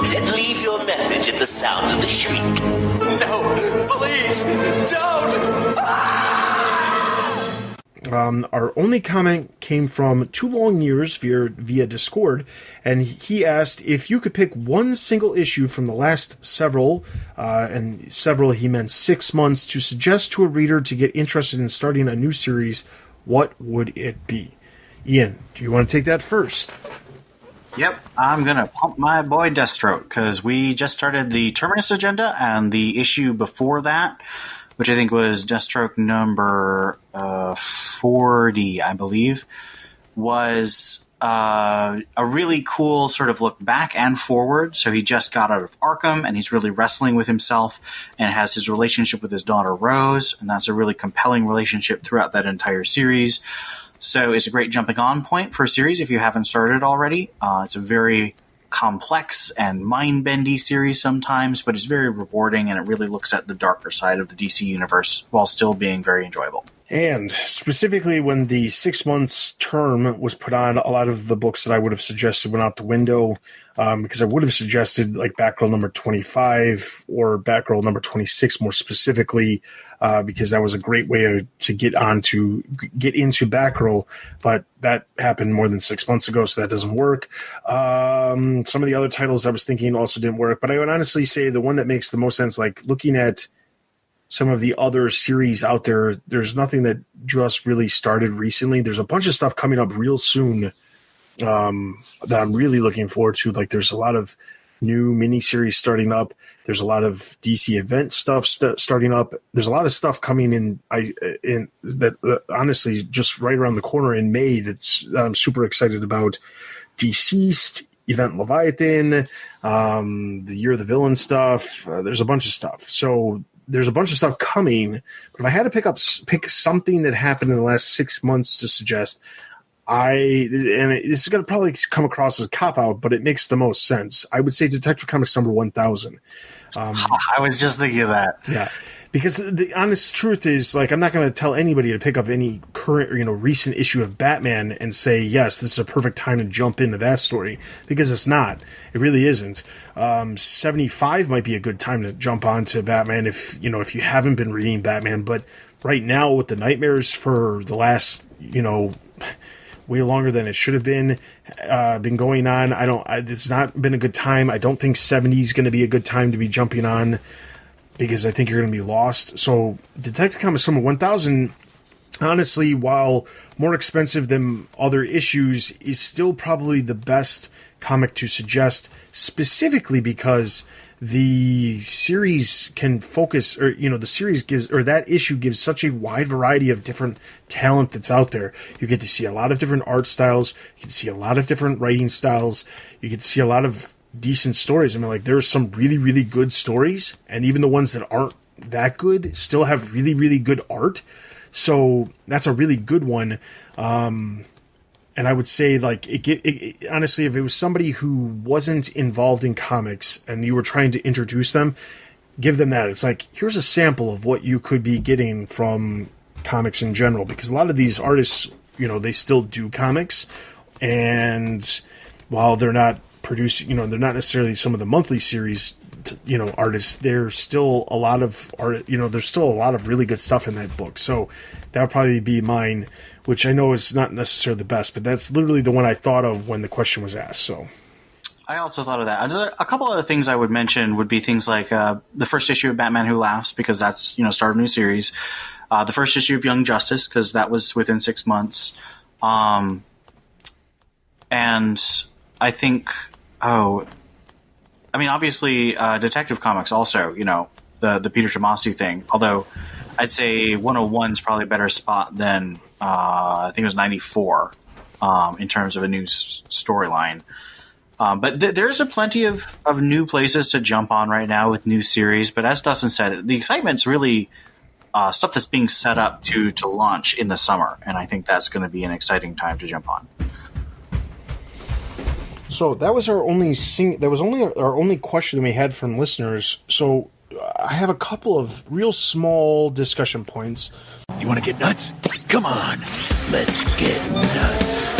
There was and then a lot of this stems from my just off the wall thinking and kind of falling in line with other things. And pretty much, if you are a member of our Discord, and if you're not, please become one, because honestly, there's conversations going on all the time about all these different books and all the different news related to all the different subjects that we cover on the website. But there's lots of stuff going on over on the Discord. But the reason I say, and I say the Discord, is because if you're on the Discord, you're probably gonna recognize that some of these topics I've brought up recently on the Discord. But there's a bunch of different things, smaller things, that I've seen over the last couple of weeks that have got me thinking about certain things. So somebody had mentioned, Nightwing in general, as we all know, has not been that great over the past, since like September when Nightwing number 50 came out. Overall, the series has kind of floundered. It's gone from one writer to two writers to three writers working together or in conjunction with each other. Dan Jurgens just started this past week, or the past 2 weeks, Dan Jurgens started on the book, and that book seems just as lost as ever before. It wasn't like Jurgens came in and really did anything that made the book less lost, in my opinion. But anyway, there was some questions. There was a lot of people who were talking about Nightwing series as a whole, and they basically said, it's sad because it seems like they're trying to do something different with the character, but the execution just seems really, really poorly thought out. A lot of people have pointed to the fact that maybe Benjamin Percy leaving the book had a big effect on the direction of how everything turned out.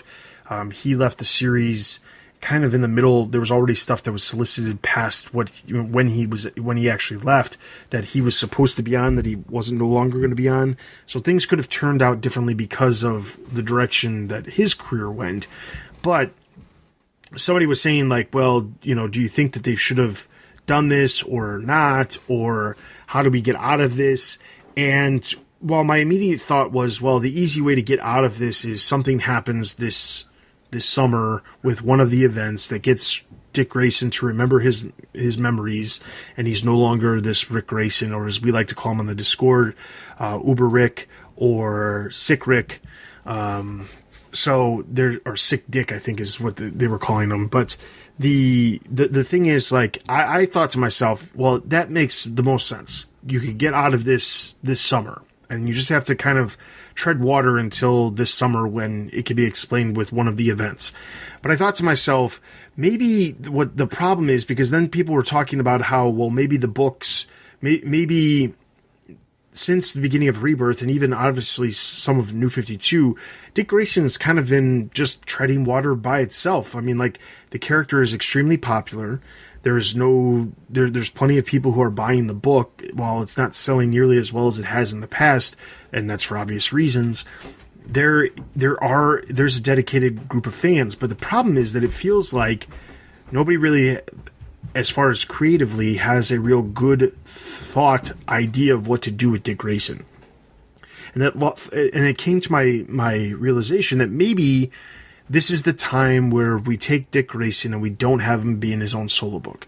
I'm not saying don't have him as Nightwing. I'm not saying get rid of the character as a whole. I'm just saying maybe this character doesn't need to be in a solo series at this point if the stuff that they keep putting out just doesn't work. Like, nothing's really happening with the character. You look at a character like Jason Todd, who had Red Hood and the Outlaws during the New 52. Obviously, Red Hood and the Outlaws then morphed into Red Hood Outlaw, last year. But the thing is, that book doesn't seem like it's floundering. It feels like the creator attached, which has been for a very long time, Scott Lobdell, has a direction of where he wants to go with the character, is telling a story that people are enjoying, and nobody's complaining about that book. Nobody's sitting here saying, like, what are you doing with this character? Like, they're doing something different. They're not doing the same thing. But at the same time, we are getting to a point where, like, Dick Grayson, like, people just don't care anymore. They took him out of Titans, which, I mean, made sense with the stories that were happening in Nightwing. But, like, the stuff that's happening in Nightwing, does it really need to be happening? No, it just feels like they're trying to do something different for the sake of doing something different, but it's not working. So my question to you is, do we need a Nightwing series right now? Well, we definitely don't need the Nightwing series we're getting right now. That's true. I think I've been pushing for a couple weeks now. I think I don't like Bruce and Damian as direct partners, just because I think they're too similar. I don't think they contrast well. I think Dick and Damian are perfect contrast. And I was stuck for a while on thinking, well, but that means Dick has to be Batman. He doesn't. What about a Nightwing and Robin title? Wouldn't that be awesome? A Damian and Dick title? And you could even get Grayson elements. He could be going throughout the world with Damian, sort of like Damian went in the Year of Blood in the Robinson of Batman. So there's precedent for these characters being globetrotting. It would really fit with Dick's sort of gregarious nature. He really likes to go around and meet people. And their partnership is fantastic. There's tons of people who want to write. I mean, Seeley would love to write that. King would probably love to write that if he were free. Morrison would probably love to write that. There's just so many writers who would love to write that, and it's such a rich relationship and two characters that they could really be handled by any good writer because their voices are so distinct. So that's one example. You could also have a Batgirl and Nightwing title. I mean, who doesn't love Babs and Dick, sparking together, whether they're romantic or just friends? People would love that. You could put him on an actual Titans book that wasn't crazy. For the people who love Dick and Corey, the Starfire, there's all that relationship. He's got so many relationships. You could have a Dick and Flash. I think there was even a crossover with Dick and Wally in Seeley's run. I don't remember. That was a long, long time ago. But Dick has so many relationships. Putting him on a team or a partnership would be fantastic. And instead, we have Amnesiac Nightwing doing stupid things and a bunch of characters nobody really cares about and won't matter in 2 years are the Nightwings of the title. It is just such a stupid move by DC, and they need to stop it, but they won't. And I don't know what's going on. Yeah. So my question to our listeners is the same. I present the same question. I'd like to hear your guys' feedback. Is this the time, do we really need to have a Nightwing solo series right now? Ian obviously presented some really good alternatives to a Nightwing a Nightwing solo series.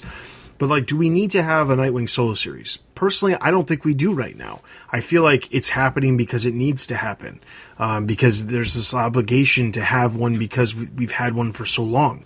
But to be fair, there was a Robin series way before there was a Nightwing series, and the Robin series lasted for a lot longer, but we haven't had a Robin solo series since Robin Son of Batman, what was the one that Patrick Gleason did? Was that Robin Son of Batman? Was 2015 to 2016. Yeah, and that one didn't last long, but that was the first Robin solo series that we had that was an ongoing for quite some time. So, since Red Robin from 2009 to 2011. Okay, what I meant was you got me there. But what I meant was a non-Tim Drake solo series. But yes, the intent is that there's this. If honestly, when they started the new Rebirth, Batgirl had Batgirl and Batgirl and the Birds of Prey. They got rid of Batgirl and the Birds of Prey. Now there's characters that were part of the Birds of Prey who are literally nowhere to be found. For a while, Huntress was popping up in other titles, but now she's nowhere to be found. I'm sure she will continue to pop up in the future. In 71. Yes, but she's not like a main character in the other books. You've got other characters out there like that too, but Nightwing was twice a month book, and then it got brought down to single issue per month. Harley Quinn was twice a month per book. Now it's only a single issue per month. The thing is, I think that they've realized that some of these characters, there's no need for them to have as much of them as there was. To be fair, my opinion was Harley Quinn doesn't need to have 2 issues per month. Neither does Nightwing. Batgirl doesn't have to have 2 issues per month either, but I think that a Birds of Prey book can still work fine without having to deal with it being like a Batgirl secondary book. But that being said, I just feel like this is a time where maybe DC just needs to say, you know what, we don't need a Nightwing series right now. The problem with that, of course, is that if you get rid of the Nightwing series, that the only other Bat books ongoings that you've got outside of the main Batman books is Red Hood, Harley Quinn, and Batgirl. There's no other ongoings that are happening right now that are main Bat books. Catwoman's got one too, but obviously that one hasn't lasted as long. And technically in the world of DC, they still consider Red Hood a villain, so Batgirl becomes the only ally that has a book while you've got 3 characters that are considered villains. So what you're saying is we need a team book because there are so many great characters who aren't appearing. Yes, we do need a team book, and to be fair, we do have Batman and the Outsiders coming soon, but that is only grouping some of the characters. A whole year. Yeah. Okay, so that was the first question. The first question for our listeners: do we need a Nightwing solo series right now? Next thing I want to talk about. So in the latest issue of Action Comics, and I know Action Comics is not something we normally cover. But this was something that I saw as I was flipping through it. I've realized Event Leviathan is right around the corner. I'm super looking forward to this series and realized, oh crap, it kind of the prelude to Event Leviathan has been happening in Action Comics. I should probably start checking out Action Comics.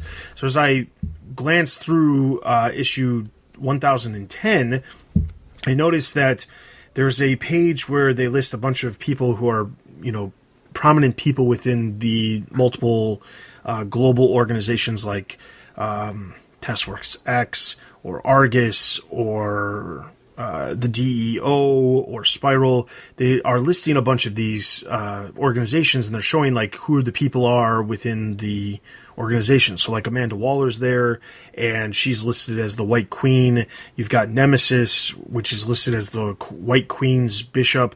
So it's like playing off of that old Checkmate kind of code names and stuff like that. But there was one really interesting one, which was, and I didn't know this because, like I said, I just started getting Action Comics, and I got to go back to 1007 when this stuff actually starts. They list Clark Kent and Lois Lane as members of Spiral, with Agent, or whatever his name is, Tiger, the guy who's working with Dick Grayson for a while. He's listed as their boss, and the director of Spiral is listed as Kate Kane. That was a mistake. That was supposed to be Kathy Kane, because remember, Grant Morrison and then Tom King and Tim Seeley and Grayson had Kate Kane, who was actually brainwashed Luca Netz, the daughter of an evil Dr. Netz. I think they released on Twitter that it was originally supposed to be Kathy Kane. They misprinted it. It wasn't Batwoman. She's never been involved with Spiral. Okay, because I looked around to see if I could find any clarification for that. I did see somebody, and I remember Kathy Kane being over that, no question there. But I thought that Kathy Kane was also involved in Leviathan during Batman Incorporated. Well, Spiral was initially created as one of the arms of Leviathan under Talia al Ghul. It splintered off after Talia was killed at the end of Batman Incorporated, and that was when Helena Bertinelli was actually in charge of it before she became Huntress again. So it was its own independent entity between Batman Incorporated and then now Event Leviathan, but it sounds like it's probably going to get either wiped out or reabsorbed by Leviathan. Okay. All right, well, that makes a little bit more sense.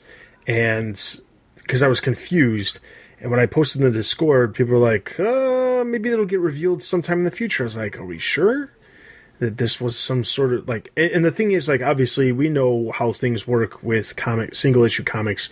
If there's a mistake made and the fans call it out, generally they get it fixed for the trade. So I'm sure it will be fixed for the trade. But it was just an interesting little thing that I saw. I was like, So I was going to present that question, but you answered it. So that's that. Last thing I had... if you have not, as you're listening to this, picked up DC's Year of the Villain, 1, you should.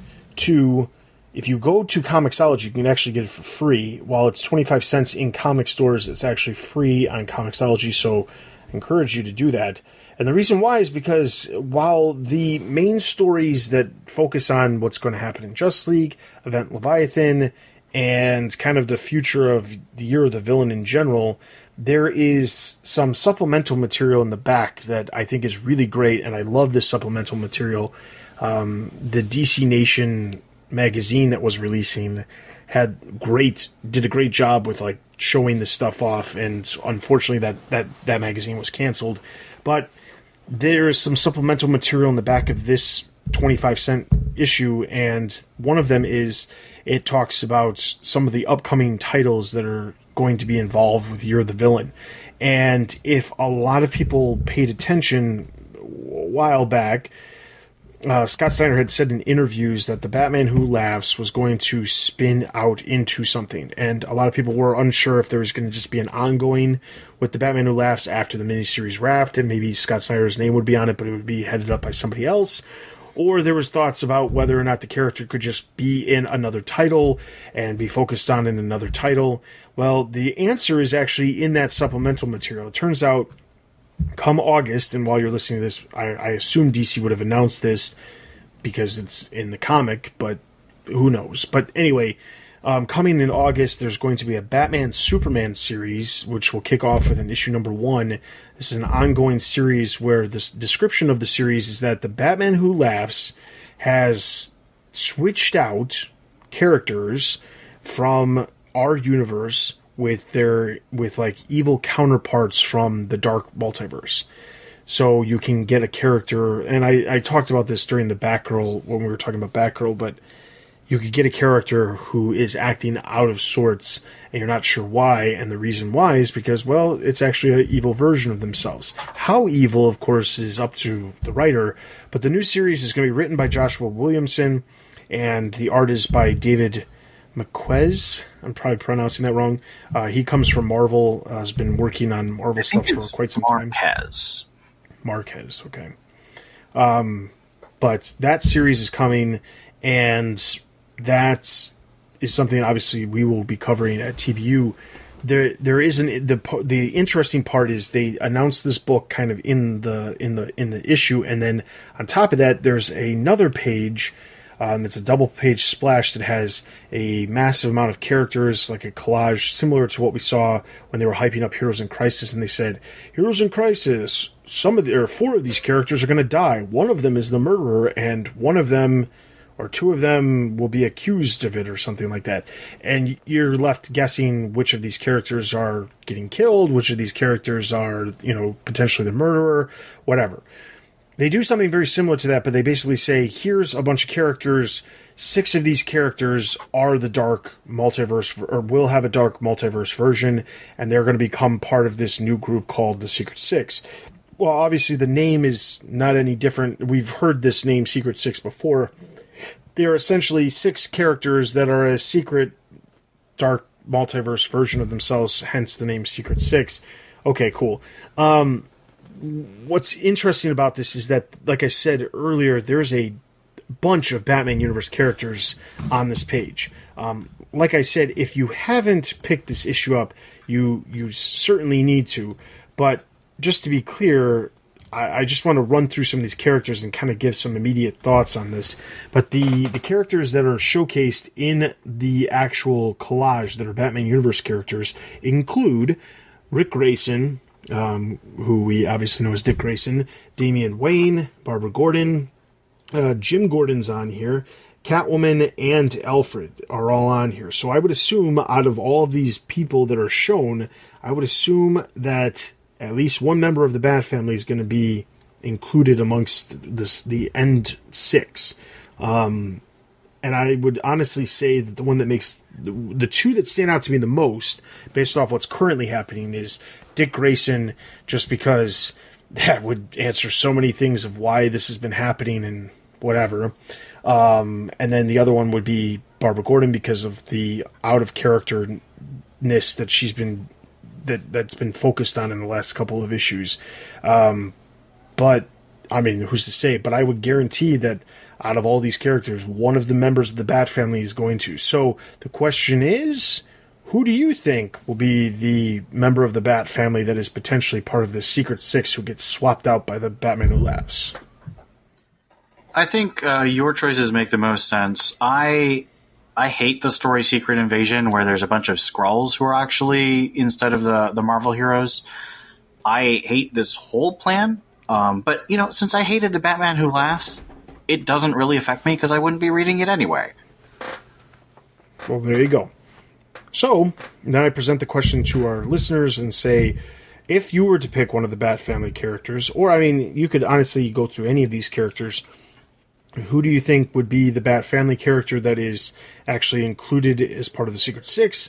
Or you could go all out and say who you think the 6 would be based off of all these characters that are shown as part of the entire DC Universe, if you are so inclined. So leave your comments over on the site, or you can leave them on social media as long as you tag us in them, or you can leave them on Discord, where if you leave them on Discord, chances are some of us will be, will be answering your questions and things like that, or chatting back with you immediately after you send that stuff. But we will be sure to plug that stuff in, and we will talk about it over on the next episode. So with that being said, that is this episode of the Batman Universe Comic Podcast. I want to thank you guys for listening. Be sure to check out the website for all the latest news related to movies, merchandise, video games, TV, and of course the comics. Also be sure to check us out on Twitter, Facebook, Instagram, YouTube, and over on the site for all the latest news and videos from the Batman universe. I strongly encourage you to follow us in those social medias because we're constantly posting stuff throughout the day, throughout your work day. So be sure to follow us on there to find out all the latest and greatest that we have to offer. In addition to that, check out all the other podcasts we have to offer.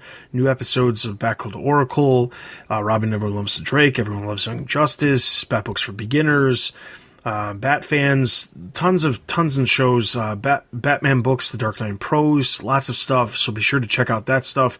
And like I said, if you are so inclined and looking for even more content, be sure to check out our Patreon, where we have even more content that you guys can absorb. So with that being said, this is Dustin. And this is Ian. You've been listening to the Batman vs. Comic Podcast. We'll see you guys in 2 weeks.